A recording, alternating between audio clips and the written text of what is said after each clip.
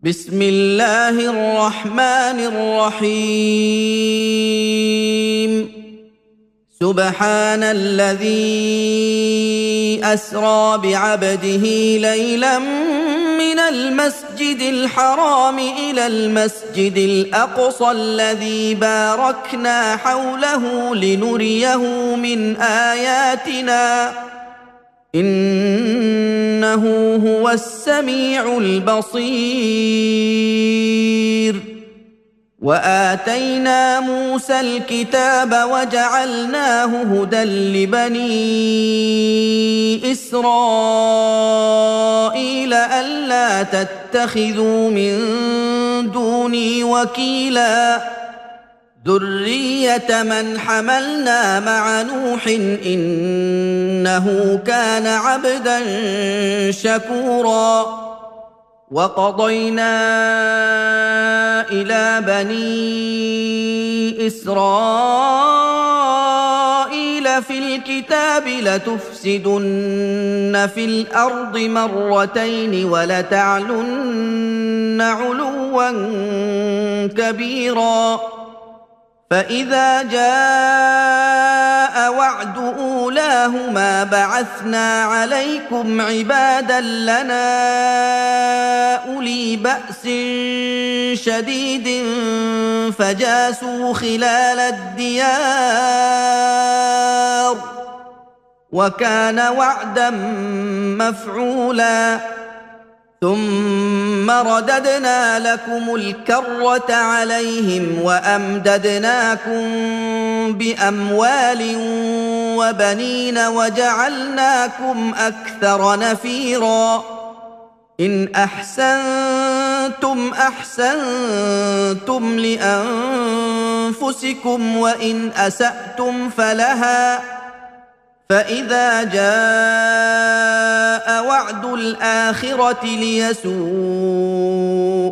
وجوهكم وليدخلوا المسجد كما دخلوه أول مرة وليتبروا ما علوا تتبيرا عسى ربكم أن يرحمكم وإن عدتم عدنا وجعلنا جهنم للكافرين حصيرا إن هذا القرآن يهدي للتي هي أقوم ويبشر المؤمنين الذين يعملون الصالحات أن لهم أجرا كبيرا وأن الذين لا يؤمنون بالآخرة أعتدنا لهم عذابا أليما ويدعو الإنسان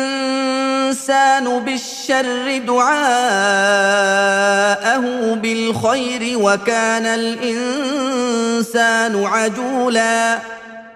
وجعلنا الليل والنهار آيتين فمحونا آية الليل وجعلنا آية النهار مبصرة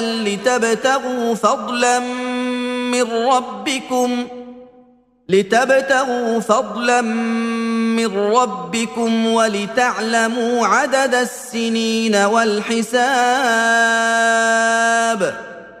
وكل شيء فصلناه تفصيلا وكل إنسان ألزمناه طائره في عنقه ونخرج له يوم القيامة كتابا يلقاه منشورا اقرأ كتابك كفى بنفسك اليوم عليك حسيبا من اهتدى فإنما يهتدي لنفسه ومن ضل فإنما يضل عليها ولا تزر وازرة وزر أخرى وما كنا معذبين حتى نبعث رسولا وإذا أردنا أن نهلك نهلك قرية أمرنا متر فيها ففسقوا فيها فحق عليها القول فدمرناها تدميرا وكم أهلكنا من القرون من بعد نوح وكفى بربك بذنوب عباده خبيرا بصيرا من كان يريد العاجلة عجلنا له فيها ما نشاء لمن نريد ثم جعلنا له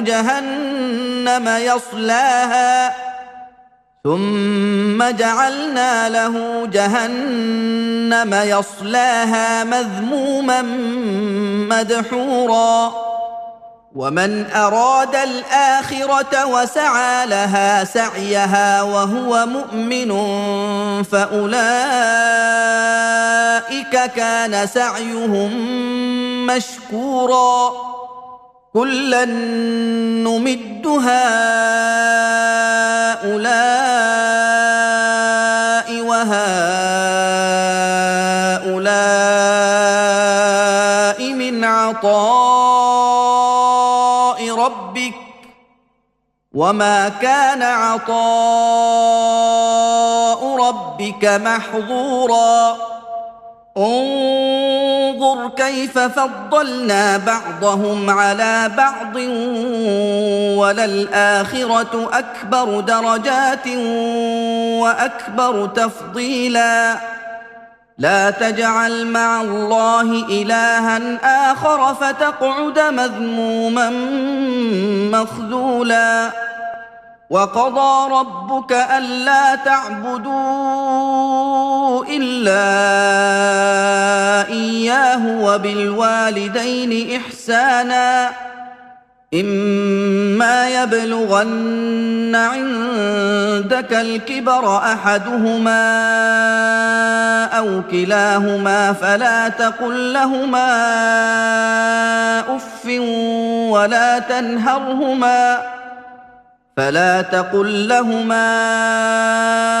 أف ولا تنهرهما وقل لهما قولا كريما واخفض لهما جناح الذل من الرحمة وقل رب ارحمهما كما ربياني صغيرا ربكم أعلم بما في نفوسكم إن تكونوا صالحين فإنه كان للأوابين غفورا وآت ذا القربى حقه والمسكين وابن السبيل ولا تبذر تبذيرا إن المبذرين كانوا إخوان الشياطين وكان الشيطان لربه كفورا وإما تعرضن عنهم ابتغاء رحمة من ربك ترجوها فقل لهم قولا ميسورا ولا تجعل يدك مغلولة إلى عنقك ولا تبسطها كل البسط فتقعد ملوما محسورا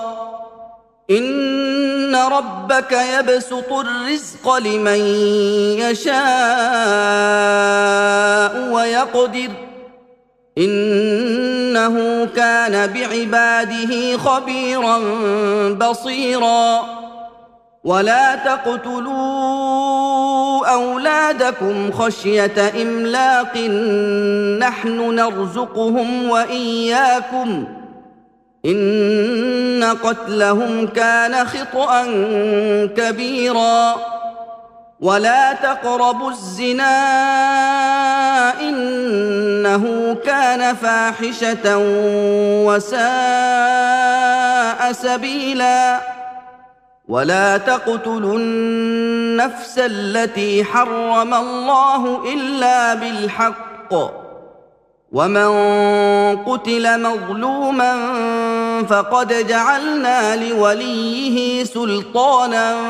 فلا يسرف في القتل إنه كان منصورا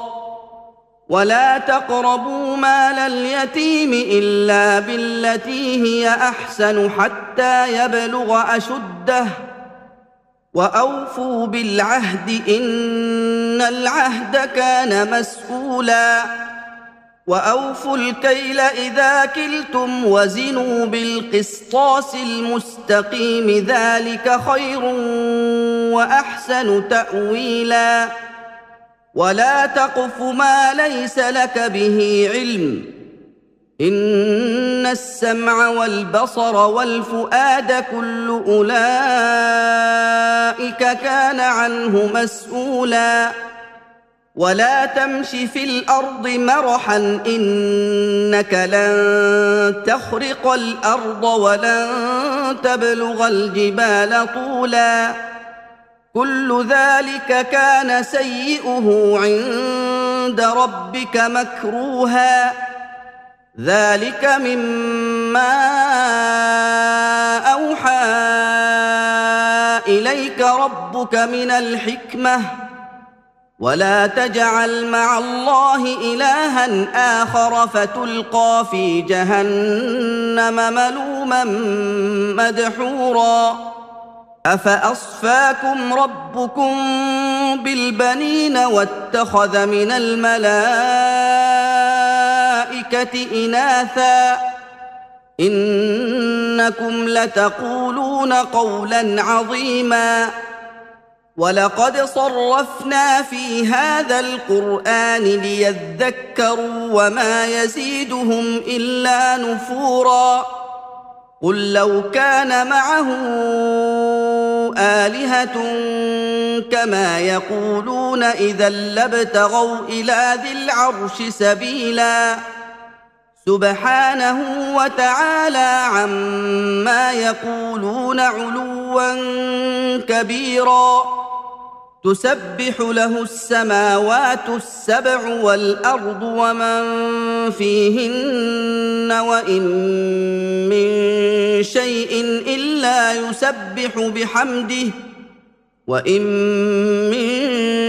شيء إلا يسبح بحمده ولكن لا تفقهون تسبيحهم إنه كان حليما غفورا وإذا قرأت القرآن جعلنا بينك وبين الذين لا يؤمنون بالآخرة حجابا مستورا وجعلنا على قلوبهم أكنة أن يفقهوه وفي آذانهم وقرا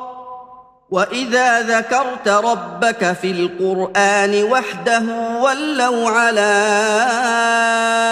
أدبارهم نفورا نحن أعلم بما يستمعون به إذ يستمعون إليك وإذ هم نجوى إذ يقول الظالمون إن تتبعون إلا رجلا مسحورا انظر كيف ضربوا لك الأمثال فضلوا فلا يستطيعون سبيلا وقالوا أإذا كنا عظاما ورفاتا أإنا لمبعوثون خلقا جديدا قل كونوا حجارة أو حديدا أو خلقا مما يكبر في صدوركم فسيقولون من يعيدنا قل الذي فطركم أول مرة فسينغضون إليك رؤوسهم ويقولون متى هو قل عسى أن يكون قريبا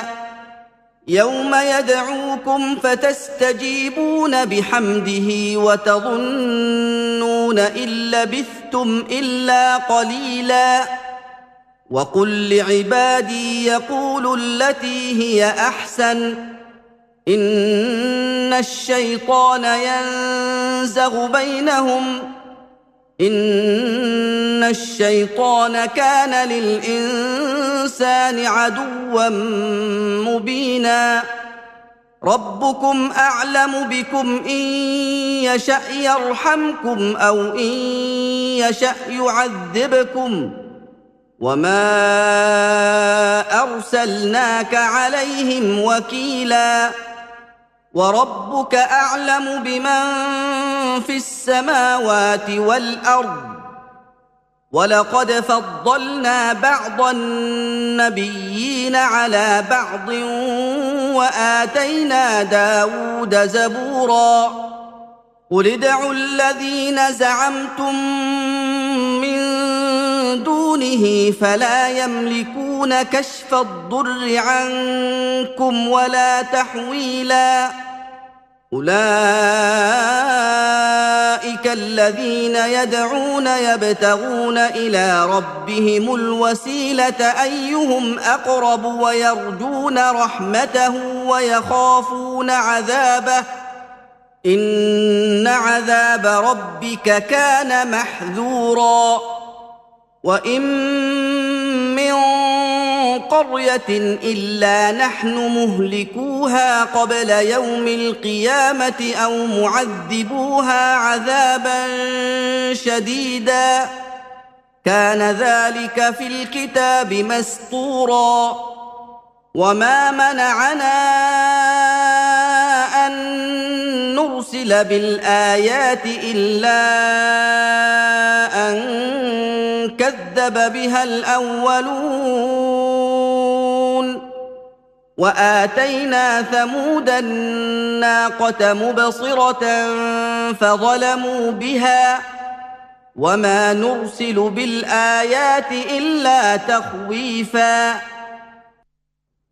وإذ قلنا لك إن ربك أحاط بالناس وما جعلنا الرؤيا التي أريناك إلا فتنة للناس والشجرة الملعونة في القرآن ونخوفهم فما يزيدهم إلا طغيانا كبيرا وإذ قلنا للملائكة اسجدوا لآدم فسجدوا إلا إبليس قال أأسجد لمن خلقت طينا قال أرأيتك هذا الذي كرمت علي لئن أخرتني إلى يوم القيامة لأحتنكن ذريته إلا قليلا قال اذهب فمن تبعك منهم فإن جهنم جزاؤكم جزاء موفورا واستفزز من استطعت منهم بصوتك وأجلب عليهم بخيلك ورجلك وشاركهم في الأموال والأولاد وعدهم وما يعدهم الشيطان إلا غرورا إن عبادي ليس لك عليهم سلطان وكفى بربك وكيلا ربكم الذي يزجي لكم الفلك في البحر لتبتغوا من فضله إنه كان بكم رحيما وإذا مسكم الضر في البحر ضل من تدعون إلا إياه فلما نجاكم إلى البر أعرضتم وكان الإنسان كفورا أفأمنتم أن يخسف بكم جانب البر أو يرسل عليكم حاصبا ثم لا تجدوا لكم وكيلا أَمْ أَمِنْتُمْ أَنْ يُعِيدَكُمْ فِيهِ تَارَةً أُخْرَى فَيُرْسِلَ عَلَيْكُمْ قَاصِفًا مِنَ الرِّيحِ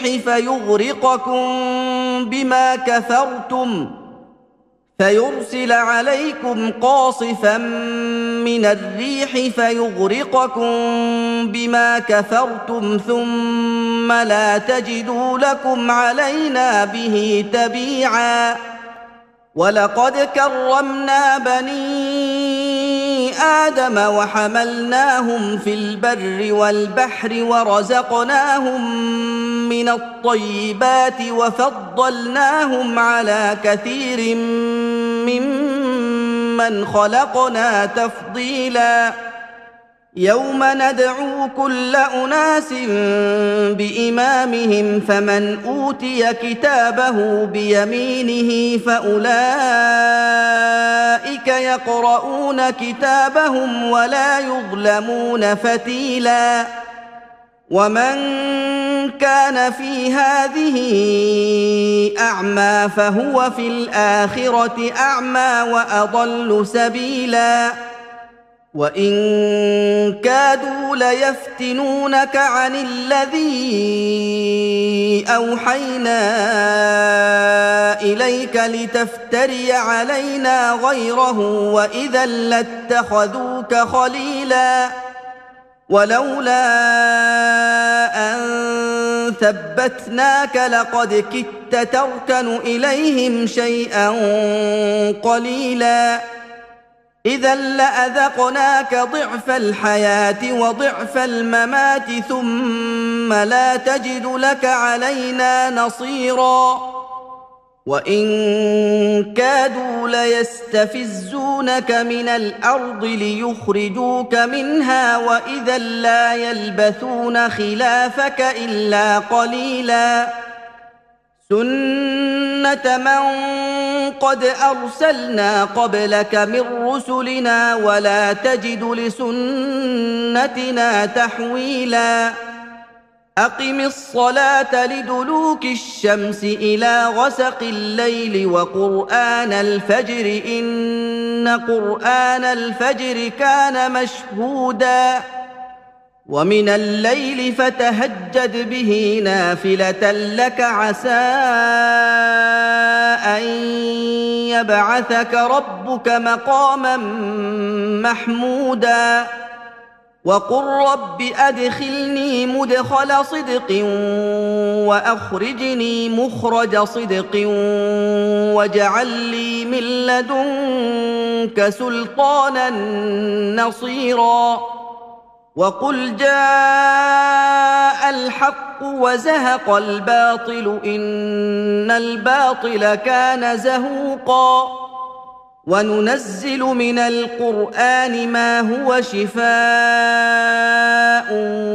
ورحمة للمؤمنين ولا يزيد الظالمين إلا خسارا وإذا أنعمنا على الإنسان أعرض ونأى بجانبه وإذا مسه الشر كان يئوسا قل كل يعمل على شاكلته فربكم أعلم بمن هو أهدى سبيلا ويسألونك عن الروح قل الروح من أمر ربي وما أوتيتم من العلم إلا قليلا ولئن شئنا لنذهبن بالذي أوحينا إليك ثم لا تجد لك به علينا وكيلا إلا رحمة من ربك إن فضله كان عليك كبيرا قل لئن اجتمعت الإنس والجن على أن يأتوا بمثل هذا القرآن لا يأتون بمثله ولو كان بعضهم لبعض ظهيرا ولقد صرفنا للناس في هذا القرآن من كل مثل فأبى أكثر الناس إلا كفورا وقالوا لن نؤمن لك حتى تفجر لنا من الأرض ينبوعا أو تكون لك جنة من نخيل وعنب فتفجر الأنهار خلالها تفجيرا أو تسقط السماء كما زعمت علينا كسفا أو تأتي بالله والملائكة قبيلا أو يكون لك بيت من زخرف أو ترقى في السماء ولن نؤمن لرقيك حتى تنزل علينا كتابا نقرأه قل سبحان ربي هل كنت إلا بشرا رسولا وما منع الناس أن يؤمنوا إذ جاءهم الهدى إلا أن قالوا أبعث الله بشرا رسولا قل لو كان في الأرض ملائكة يمشون مطمئنين لنزلنا عليهم من السماء ملكا رسولا قل كفى بالله شهيدا بيني وبينكم إنه كان بعباده خبيرا بصيرا ومن يهد الله فهو المهتد ومن يضلل فلن تجد لهم أولياء من دونه ونحشرهم يوم القيامة على وجوههم عميا وبكما وصما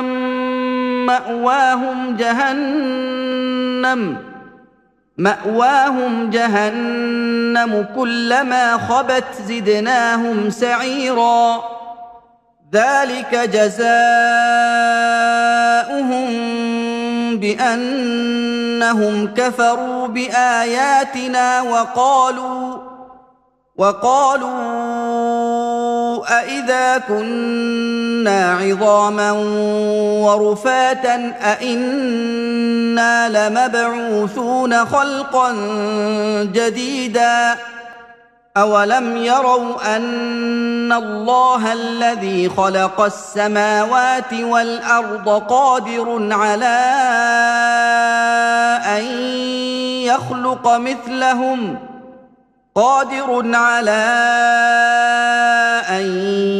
يخلق مثلهم وجعل لهم أجلا لا ريب فيه فأبى الظالمون إلا كفورا قل لو أنتم تملكون خزائن رحمة ربي إذا لأمسكتم خشية الإنفاق وكان الإنسان قتورا ولقد آتينا موسى 9 آيات بينات فاسأل بني إسرائيل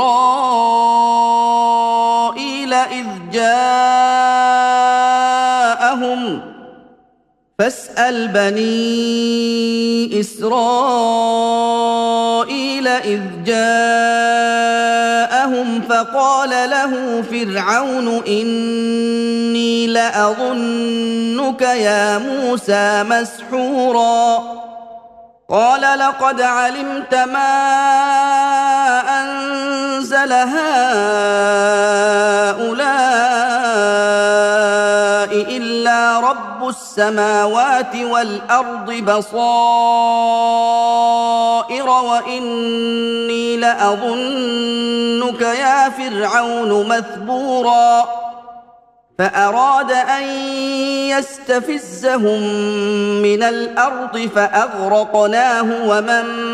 معه جميعا وقلنا من بعده لبني إسرائيل اسكنوا الأرض فإذا جاء وعد الآخرة جئنا بكم لفيفا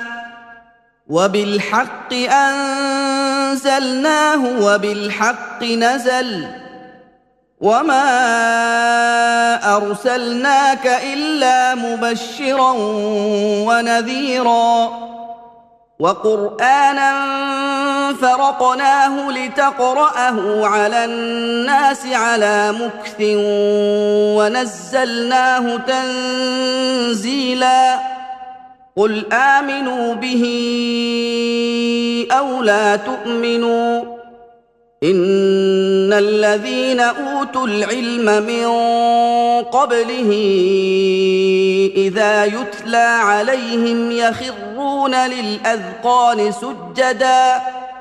ويقولون سبحان ربنا إن كان وعد ربنا لمفعولا ويخرون للأذقان يبكون ويزيدهم خشوعا قل ادعوا الله أو ادعوا الرحمن أيما تدعوا فله الأسماء الحسنى ولا تجهر بصلاتك ولا تخافت بها وابتغ بين ذلك سبيلا وقل الحمد لله الذي لم يتخذ ولدا ولم يكن له شريك في الملك ولم يكن له ولي من الذل وكبره تكبيرا بسم الله الرحمن الرحيم الحمد لله الذي أنزل على عبده الكتاب ولم يجعل له عوجا قيما لينذر بأسا شديدا من لدنه ويبشر المؤمنين الذين يعملون الصالحات أن لهم أجرا حسنا ماكثين فيه أبدا وينذر الذين قالوا اتخذ الله ولدا ما لهم به من علم ولا لآبائهم كبرت كلمة تخرج من أفواههم إن يقولون إلا كذبا فلعلك باخع نفسك على آثارهم إن لم يؤمنوا بهذا الحديث أسفا إنا جعلنا ما على الأرض زينة لها لنبلوهم أيهم أحسن عملا وإنا لجاعلون ما عليها صعيدا جرزا أم حسبت أن أصحاب الكهف والرقيم كانوا من آياتنا عجبا إذ أوى الفتية إلى الكهف فقالوا ربنا آتنا من لدنك رحمة وهيئ لنا من أمرنا رشدا فضربنا على آذانهم في الكهف سنين عددا ثم بعثناهم لنعلم أي الحزبين أحصى لما لبثوا أمدا نحن نقص عليك نبأهم بالحق إنهم فتية آمنوا بربهم وزدناهم هدى وربطنا على قلوبهم إذ قاموا فقالوا ربنا رب السماوات والأرض لن ندعو من دونه إلها لقد قلنا إذا شططا هؤلاء قومنا اتخذوا من دونه آلهة لولا يأتون عليهم بسلطان بين فمن أظلم ممن افترى على الله كذبا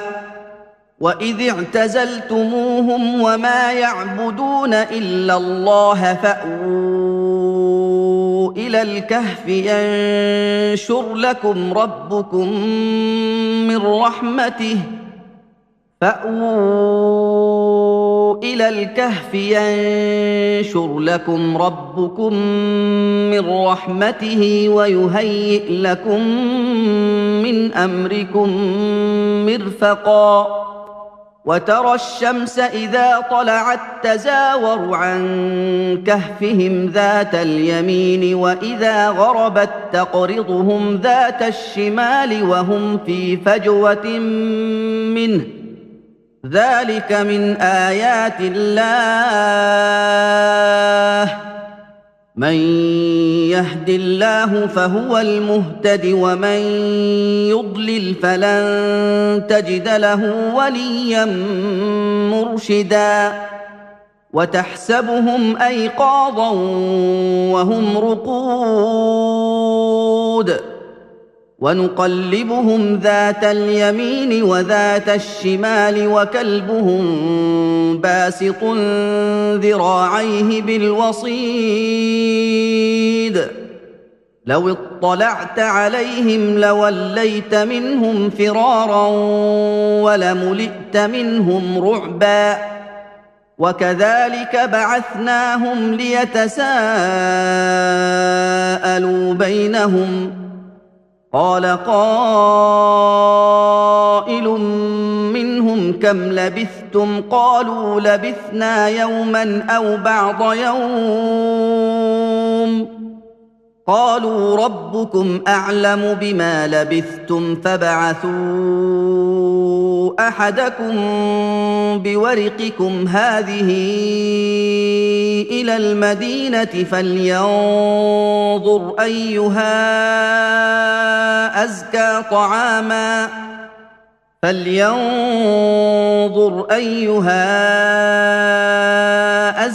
طعاما فليأتكم برزق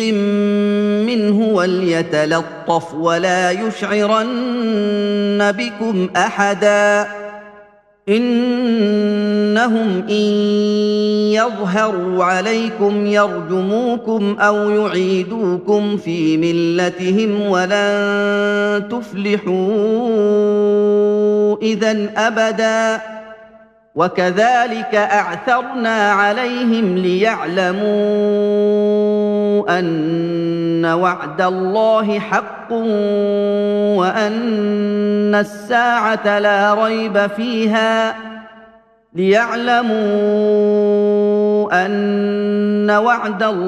حق وأن الساعة لا ريب فيها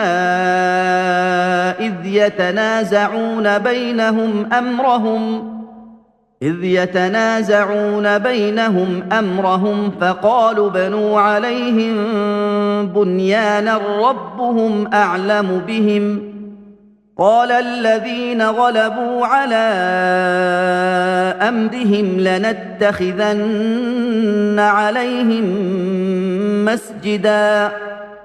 سيقولون ثلاثة رابعهم كلبهم ويقولون خمسة سادسهم كلبهم رجما بالغيب ويقولون سبعة وثامنهم كلبهم قل ربي أعلم بعدتهم ما يعلمهم إلا قليل فلا تمار فيهم إلا مراء ظاهرا ولا تستفت فيهم منهم أحدا ولا تقولن لشيء إني فاعل ذلك غدا إلا أن يشاء الله واذكر ربك إذا نسيت وقل عسى أن يهديني ربي لأقرب من هذا رشدا ولبثوا في كهفهم 300 سنين وازدادوا 9 قل الله أعلم بما لبثوا له غيب السماوات والأرض أبصر به وأسمع ما لهم من دونه من ولي ولا يشرك في حكمه أحدا واتل ما أوحي إليك من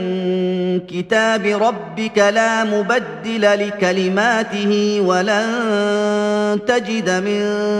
دونه ملتحدا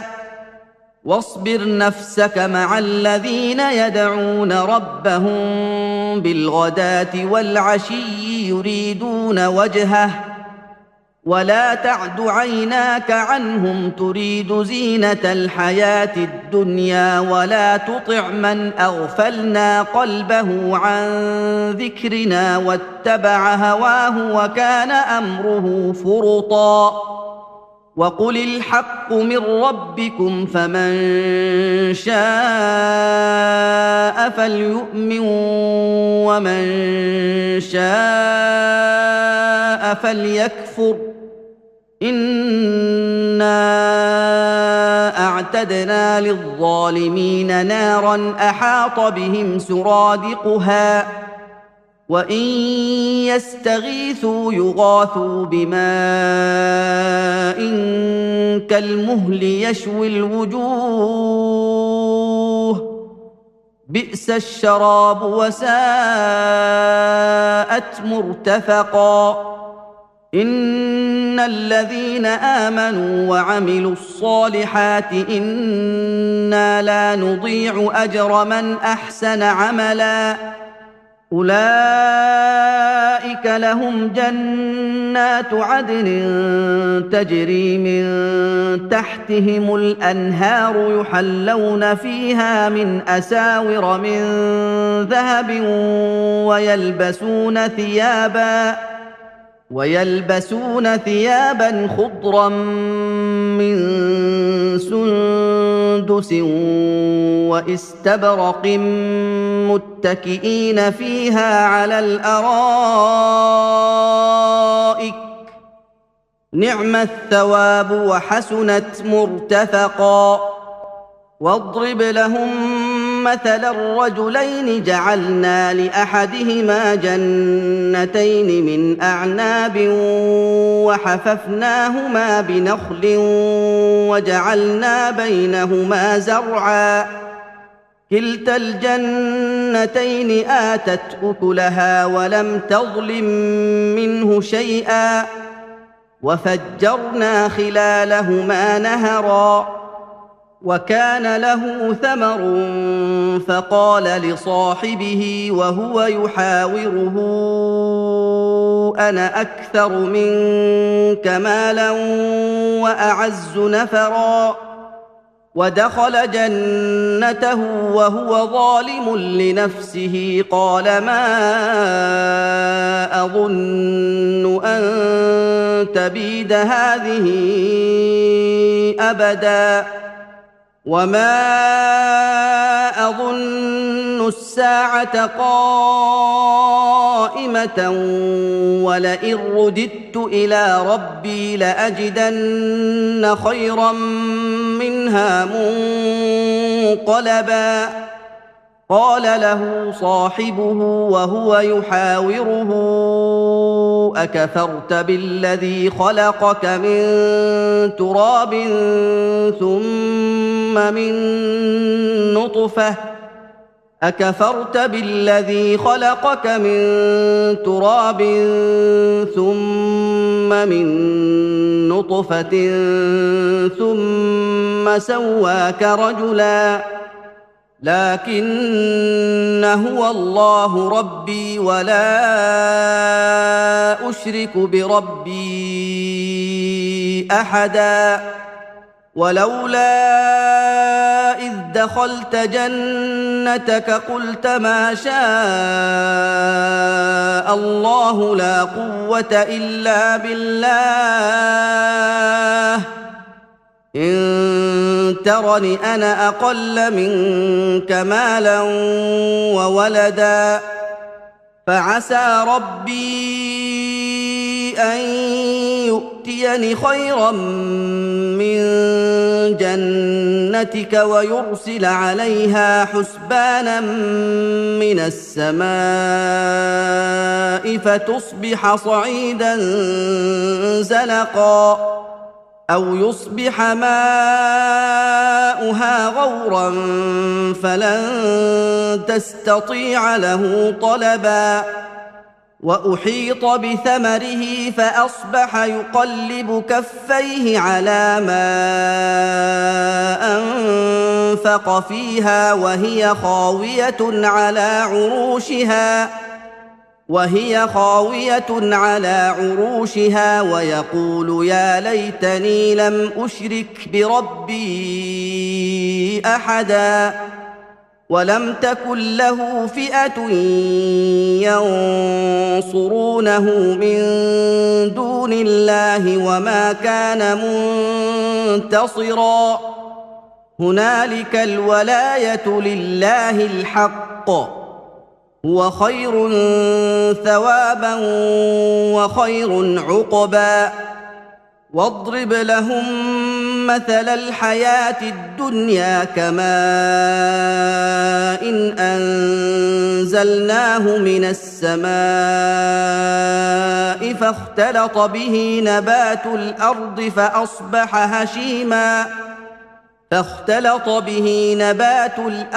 فأصبح هشيما تذروه الرياح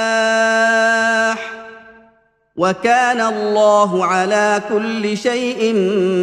مقتدرا المال والبنون زينة الحياة الدنيا والباقيات الصالحات خير عند ربك ثوابا وخير أملا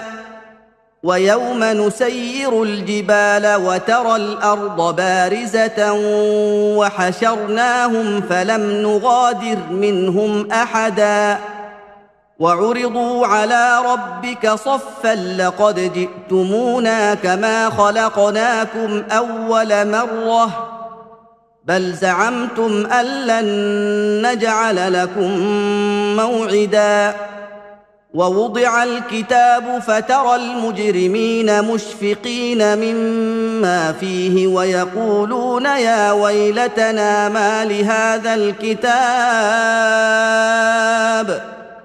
ويقولون يا ويلتنا ما لهذا الكتاب لا يغادر صغيرة ولا كبيرة إلا أحصاها ووجدوا ما عملوا حاضرا ولا يظلم ربك أحدا وإذ قلنا للملائكة اسجدوا لآدم فسجدوا إلا إبليس كان من الجن ففسق عن أمر ربه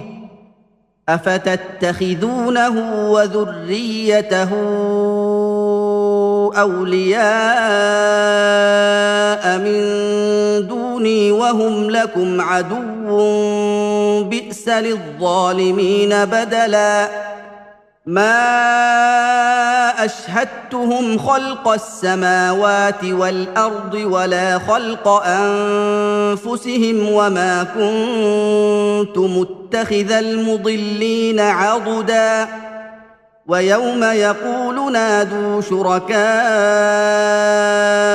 الذين زعمتم فدعوهم فلم يستجيبوا لهم وجعلنا بينهم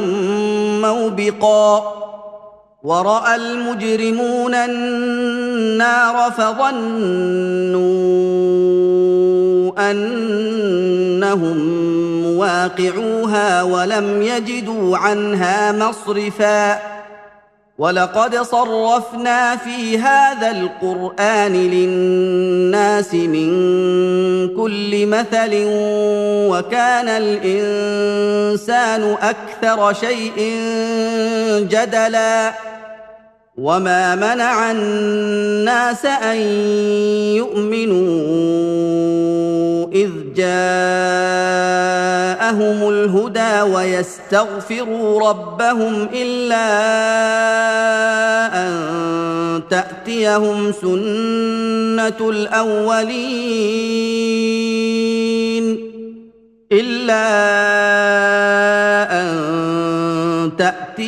سنة الأولين أو يأتيهم العذاب قبلا وما نرسل المرسلين إلا مبشرين ومنذرين ويجادل الذين كفروا بالباطل ليدحضوا به الحق واتخذوا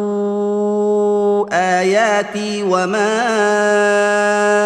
أنذروا هزوا ومن أظلم ممن ذكر بآيات ربه فأعرض عنها ونسي ما قدمت يداه إنا جعلنا على قلوبهم أكنة أن يفقهوه وفي آذانهم وقرا وإن تدعهم إلى الهدى فلن يهتدوا إذن أبدا وربك الغفور ذو الرحمة لو يؤاخذهم بما كسبوا لعجل لهم العذاب بل لهم موعد لن يجدوا من دونه موئلا وتلك القرى أهلكناهم لما ظلموا وجعلنا لمهلكهم موعدا وإذ قال موسى لفتاه لا أبرح حتى أبلغ مجمع البحرين أو أمضي حقبا فلما بلغا مجمع بينهما نسيا حوتهما فاتخذ سبيله في البحر سربا فلما جاوزا قال لفتاه آتنا غداءنا لقد لقينا من سفرنا هذا نصبا قال أرأيت إذ أوينا إلى الصخرة فإني نسيت الحوت وما أنسانيه إلا الشيطان أن أذكره واتخذ سبيله في البحر عجبا قال ذلك ما كنا نبغي فارتدا على آثارهما قصصا فوجدا عبدا من عبادنا آتيناه رحمة من عندنا وعلمناه من لدنا علما قال له موسى هل أتبعك على أن تعلمني مما علمت رشدا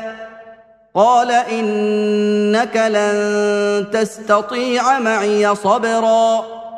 وكيف تصبر على ما لم تحط به خبرا قال ستجدني إن شاء الله صابرا ولا أعصي لك أمرا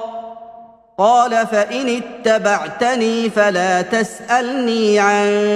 شيء حتى أحدث لك منه ذكرا فانطلقا حتى إذا ركبا في السفينة خرقها قال أخرقتها لتغرق أهلها لقد جئت شيئا إمرا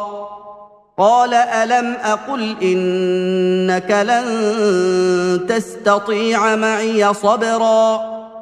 قال لا تؤاخذني بما نسيت ولا ترهقني من أمري عسرا فانطلقا حتى إذا لقيا غلاما فقتله قال أقتلت نفسا زكية بغير نفس قال أقتلت نفسا زكية بغير نفس لقد جئت شيئا نكرا